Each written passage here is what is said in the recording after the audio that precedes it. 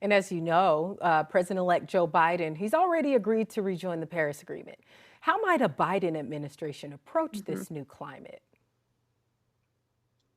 Well, you've seen him approach the question with more seriousness than we've seen from any candidate for president ever.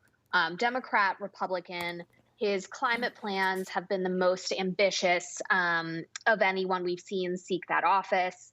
Over the summer, he released a climate plan pledging to spend $2 trillion over the course of, I can't remember whether it was 4 or 8 years, but a huge amount of money. He was going to direct 40% of that towards what we call frontline communities, which are communities that are near things like petrochemical processing facilities and and plants that emit large amounts of soot and things like that. Places where people are exposed to the devastating effects of pollution every day. These communities are also more often populated by low-income people of color than than the more affluent people who are coming up with sort of more technocratic solutions to climate change. And so, yeah, so you've seen him just be really ambitious. Obviously, the makeup of Congress will affect his ability to carry out some of these plans, but he's already started to back up what he said during the campaign by appointing some really skilled people in the executive branch. You saw him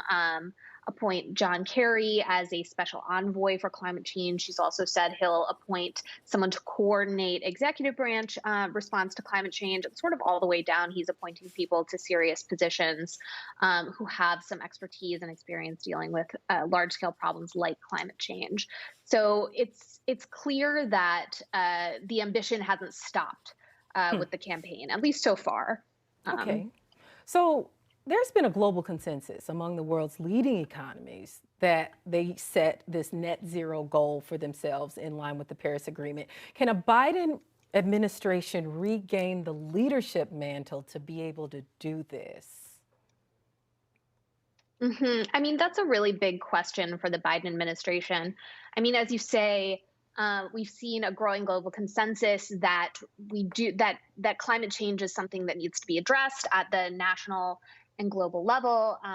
You referred to countries making net zero commitments. We've seen that from Europe this year. China pledged to go net zero by 2060.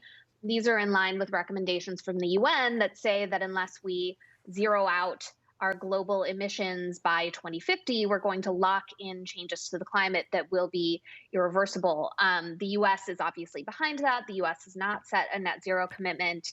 Biden's climate plan that we talked about a little bit earlier includes a commitment to go carbon free in our electrical grid by 2035 on the way to achieving net zero by 2050. So at the very least, what he's planning, what he's proposed will bring us back in line with the global consensus. We'll catch up to the rest of the world's larger economies.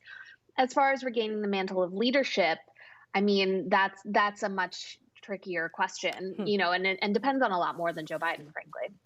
Okay, well, we'll definitely be on the lookout if 2020 does pass 2016 as the warmest on record. Thank you so much for joining us, Jillian.